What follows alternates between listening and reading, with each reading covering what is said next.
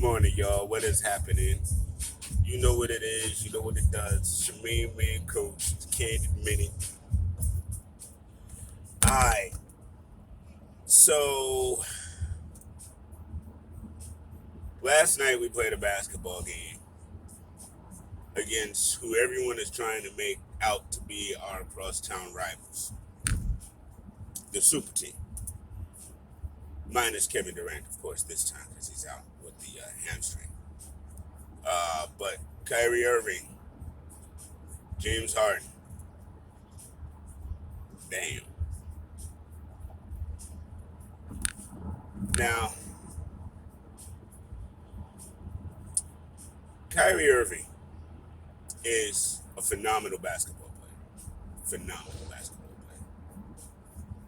He could be kooky Kyrie or whatever that is. When it comes to him putting the ball on the floor, dude is nice with it. And he was giving out lessons last night. He just was. He was giving out free lessons last night. Emmanuel quickly got the start and scored, I believe, 7 points in the first quarter. Ended up with like 21, 22 points overall. I'm not. Listen. I go on record every day. I've not won in the we need to start IQ group. I wasn't. You know what I mean? Because honestly, he can score. Yes, some of his decision making on shot selection kind of irks me, and he's not the biggest facilitator of ball. Pretty much, you get the ball, he keeping the ball, and we'll shoot the ball. And I felt like for a starting point guard, we don't need. That's as tough as Frank not giving us offense as a starter. It's just what it is. But I will say by this time next year, he'll definitely quickly will have the starting necessities and tools down. I will say that. I don't know if Tibbs will have the start, but I know that he'll have the tools down by next year. And that education Kyrie gave him last night, because quickly tried his best, but got spit on defense. But if I know quickly, he's gonna use that and learn from it.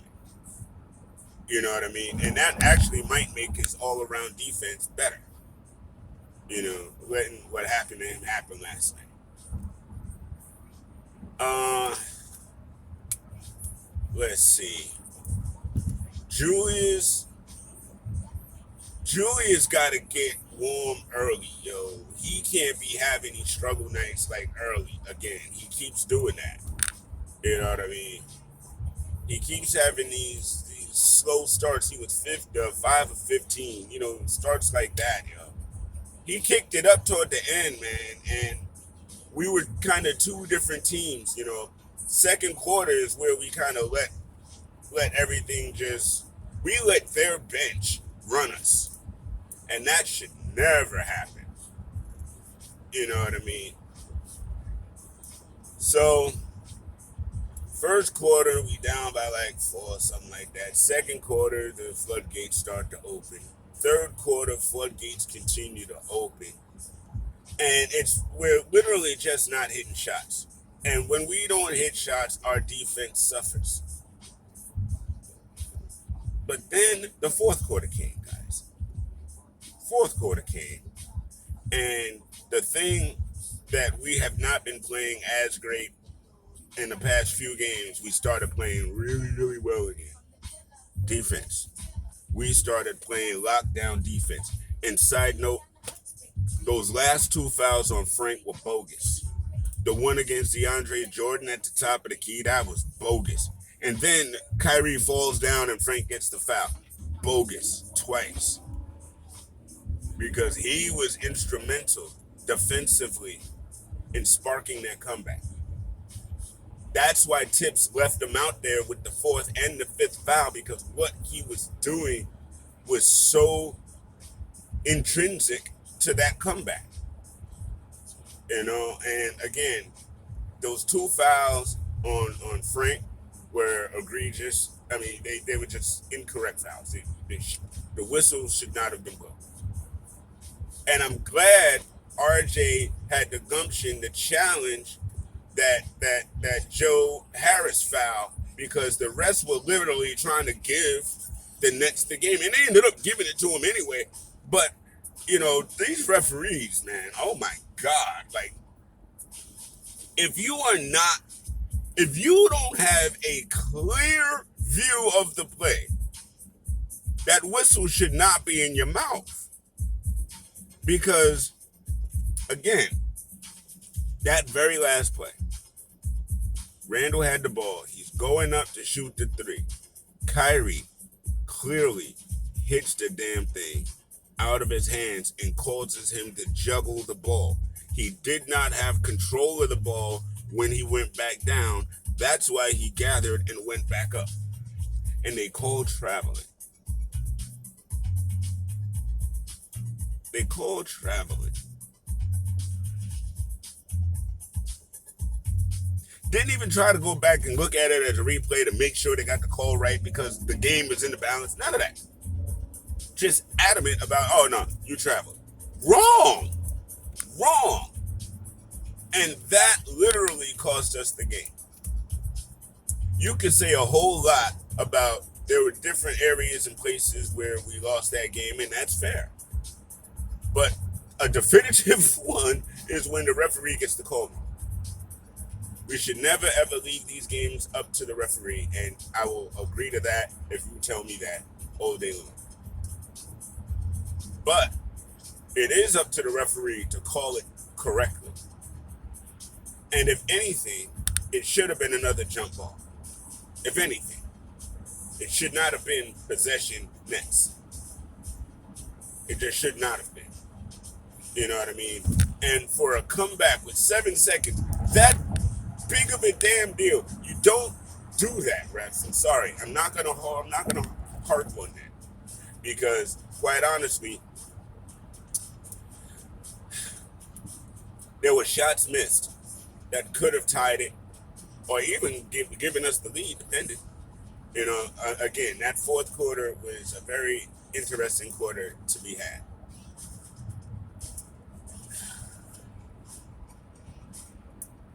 Bullock was freaking on fire for a while, and I get why. And he plays hell of a defense. He does. I can't lie. Bullock plays great defense. He really does. And Bullock and Frank together was causing havoc on defense in that fourth quarter till he got disqualified. That's the word I was looking for. Oh man, I tell you what though, these Knicks. Listen, the Nets were supposed to win that game, guys. They are. They have superior firepower. They're supposed to win that game. They almost didn't. And that's all because of the resiliency, the toughness, the gumption of these Knicks. You know what I mean? When Kyrie walked over to Tom and was like, yo, you got these guys playing hard, huh? The league notices. The league knows that this is not the same old Knicks. The media is still slow to catch up to that. But the league knows.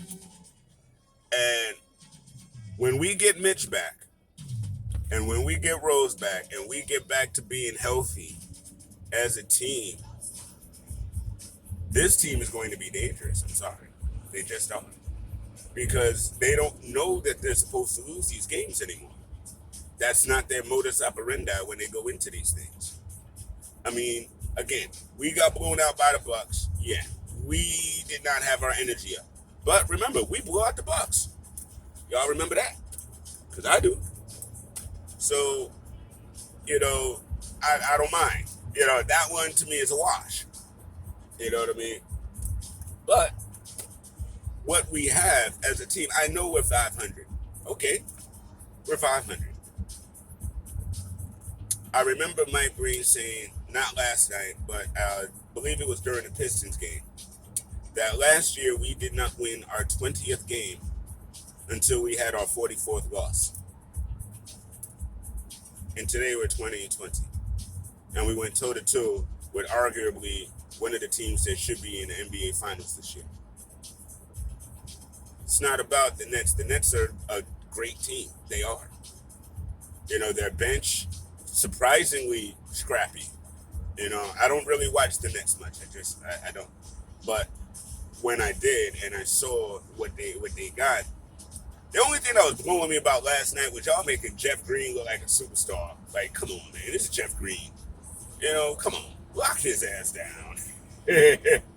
Come on, guys. We don't want the role players going off, because then it makes it even harder. You know what I mean? When the starters really start hitting it. So yeah, that Jeff Green thing was ominous. But you know what? Him and Reggie was a wash. I feel like, because you're not always getting that performance from either one. I feel like so. Should quickly remain a starter. I don't know. I mean, I think that's situational. I think he can learn something from playing the start again, but maybe against a lesser team or a team that doesn't have such dynamic guard play, because he was getting cooked on defense. I mean, of course, it's Kyrie Irving and James Harden. I get it, but still, you know what I mean. So, but I will say that he was moving the ball and not calling for it, and being more of a facilitator than I thought he was. So I did get some positive notes off of that. You know what I mean. And of course, again, the kid can score. We know that. You know what I mean. So that's cool. We had a really good performance last night. The refs robbed it at the end and spoiled it a little bit. And I will say this: I did not like Julius's attitude at the very, very end. The rookie is there to protect you, and you pushing him out the way like I didn't like that aggression. I really didn't. I didn't appreciate that. You know what I mean? You're trying to go and talk to the ref, but you're angry. You're not just hot, bro. You're angry. You know what I mean? And they notice, so they come to get you. Let your team come get you. You know what I mean? Because we definitely don't need you getting suspended for games because you went and accosted a ref. So, you know what I mean? Don't push the rookies. I hope you apologize to him in the locker room, because all he was trying to do was protect your silly butt. So that part I didn't like. I get him flipping the chair and everything. Again, that call was an egregiously terrible call. It really was. You know what I mean? So I get that. But you don't take it out on your teammates, man, especially the rookie, man. You don't do that. Now, my other wonder is, can we shake this off? Because we got another very big game right tonight against the other leading team in the East that should be possibly vying for a title, and that's the Philadelphia 76ers.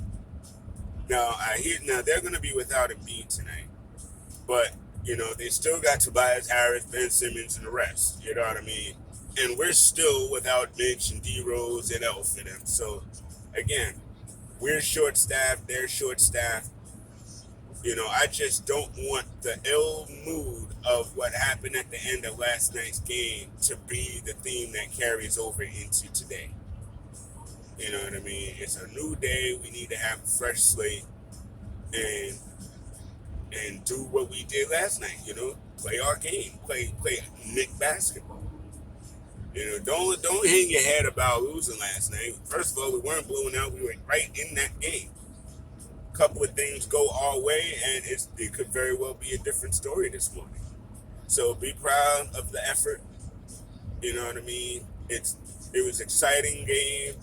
It wasn't one of those, oh man, they're gonna lose, I gotta turn it off.